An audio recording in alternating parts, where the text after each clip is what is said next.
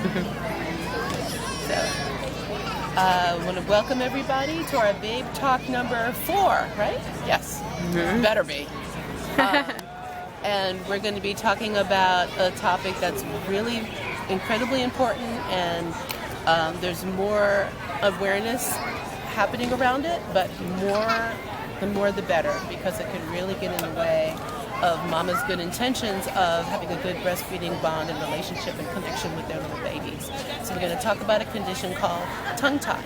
My name is Samsarah Morgan. I'm the director of NIA Healing Center for Birth and Family Life, as well as the executive director of the Oakland Better Birth Foundation. And again, I want to thank you to one of our Babe Talks, which focus on issues of birthing, parenting, lactation, and also we'd like to highlight our Bay Area birth entrepreneurs. So we have Peggy Hinkle with us, who is a lactation consultant of note here in the Bay Area, known and loved. And it's the truth. And tongue tie is one of the issues that she's really taken on and really been in the forefront of helping mamas overcome. So we want to thank you for that. Thanks for the invitation. Absolutely. So I'm going to just go ahead over to Peggy. And we have Miss Shauna, who's a beautiful artist. We're going to show her artwork later on, as well as a mom of 2 perfect beings, and who had to go through the experience of figuring out what tongue tie was and making this the appropriate connections to be able to nurse her babies the way she wanted to. So she's going to share her personal experience. But firstly, I'm going to ask Peggy to talk to us about what is tongue tie. Okay, thanks, Samsarah. So my name is Peggy Hinkle. I am an international board-certified lactation consultant. That means that's all I know is lactation, and I have had training, clinical experience, and sat for a board exam. So we have an organization, an international organization called the International Affiliation of Tongue-Tied Professionals. And it's an organization comprised of physicians, dentists, IBCLCs, speech-language therapists, craniosacral therapists, osteopaths. Oh my goodness, there's so many of us. And we all know a little piece of the pie. And so every day we communicate with each other, learning more about tongue tie, and especially, actually not just about breastfeeding, but how it affects a person along the entire lifeline. And so this is the definition that the IATP came up with: an embryological remnant of tissue in the midline between the undersurface of the tongue and the floor of the mouth that restricts normal tongue movement. So a simple little definition for something that can cause so many issues. So what else can I tell you? And I am the mother of tongue-tied children. I didn't know that until I was at a lactation conference when my son was 16. And suddenly everything that I was experiencing with this child from the moment he was born made sense to me. He is now 25. We are still paying a lot of money, actually, trying to fix his mouth, his jaw, so that he can breathe through his nose, keep his mouth closed, not have all the health issues that he's experienced. And it's a long, long journey, and so much simpler if it's picked up, as a baby. So how does one pick it up as a baby? How does one determine that their baby has tongue-tied or is tongue-tied? Well, hopefully in the hospital they will have an IBCLC who's familiar with tongue-tie, who knows the symptoms, who knows how to evaluate. Sometimes a pediatrician will, rarely, because it's not really taught in residency anymore, sadly. Why is that? Why is it no longer taught?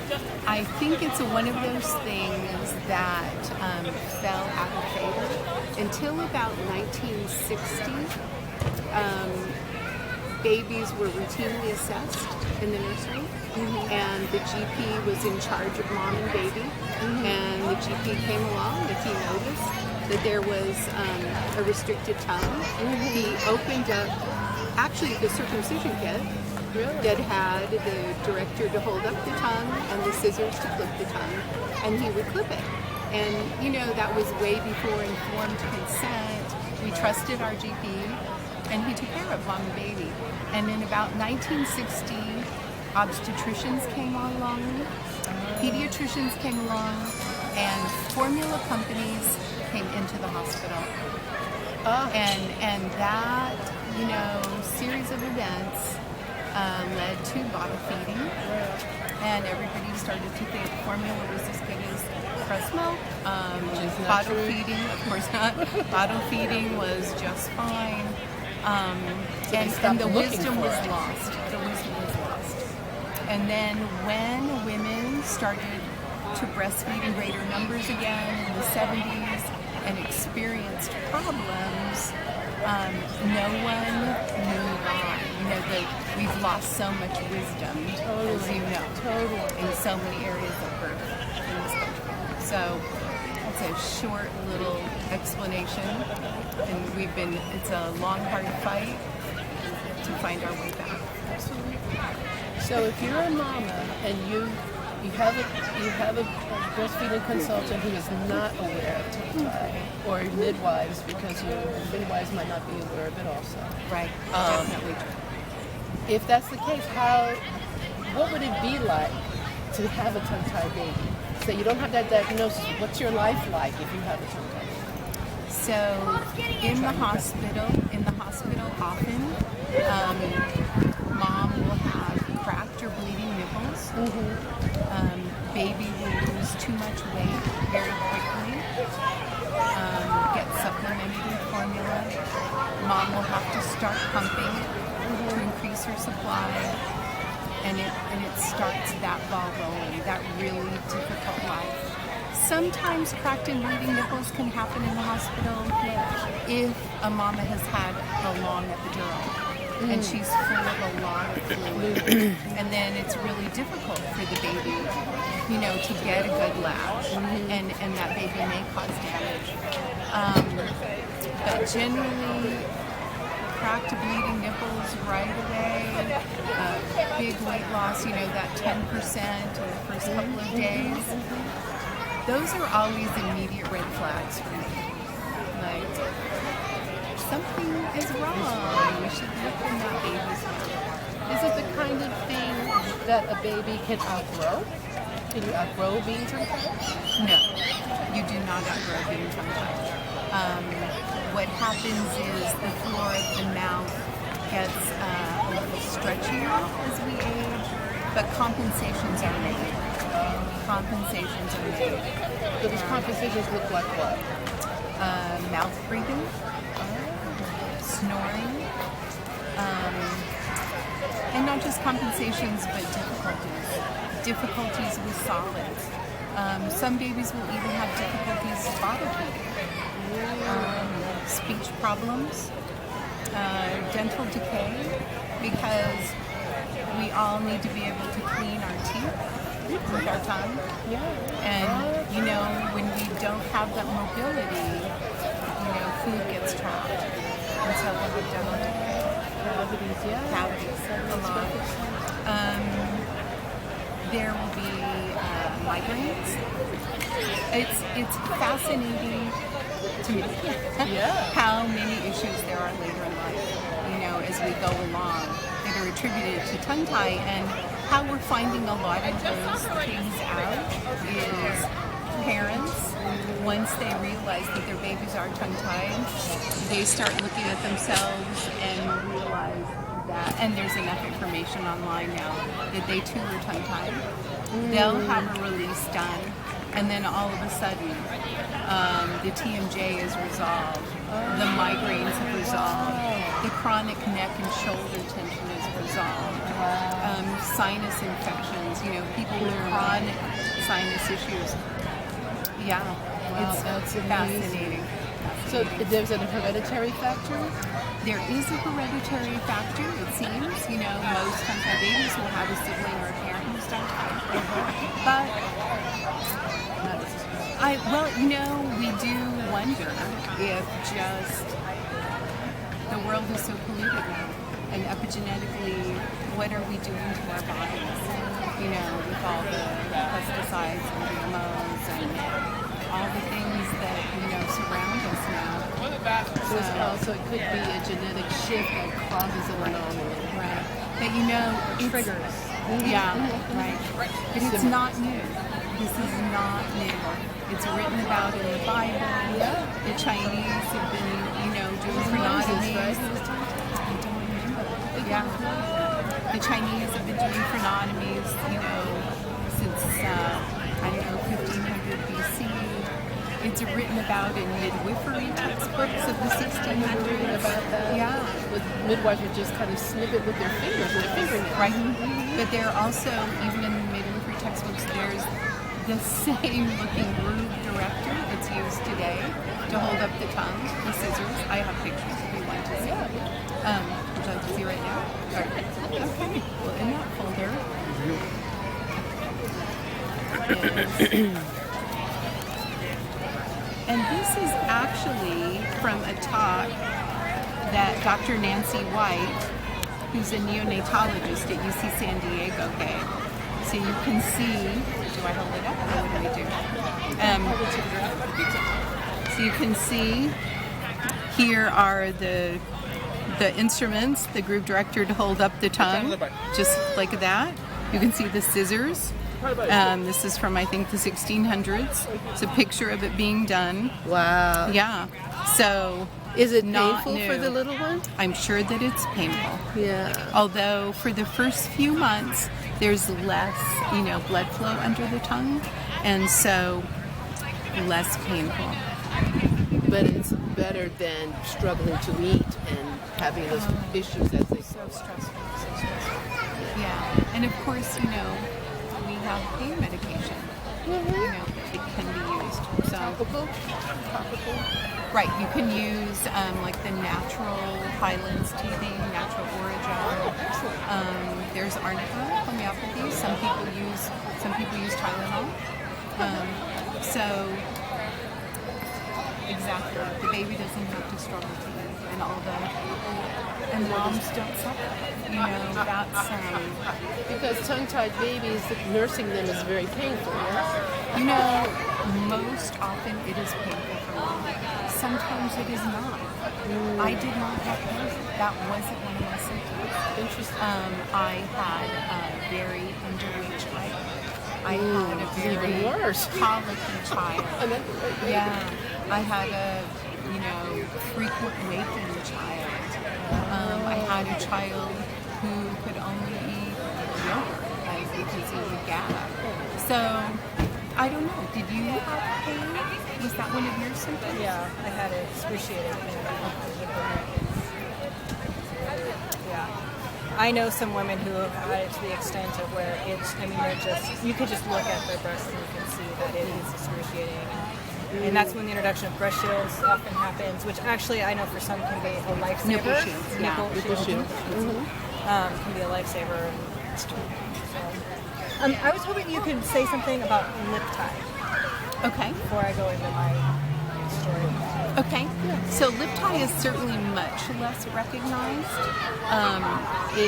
In our organization, ITP, we do, you know, recognize it and believe that it makes a difference in a baby being able to have a good latch and sustain a latch. Not everyone agrees, you know how everything is. There's always disagreement in any area, but it seems like when you read mom's accounts that it makes a big difference. It can make a big difference. Yeah. So that's the frenulum under the upper lip, and often if you see someone who looks thin-lipped, it's the frenulum pulling that lip in. And a gap as well, right? A gap later when the teeth come in. There can be a frenula under here that can affect things. And in the last year or so, providers, not I, but providers are actually talking about buckle ties, which I'm just putting my fingers in my mouth. Go for it. Along here. Oh, Here. my goodness. So when you see cute little dimples, sometimes it's that buckle tie. And that can just make that constriction and make it difficult for that wide open mouth. That you need to latch on. So Shauna, would you like to share your experience, please? I would.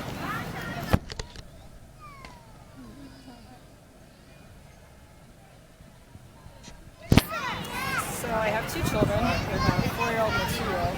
And everything you said about when you learn about tongue tie and then everything with your son just started to make sense is the exact same thing with mine, since he's only 4.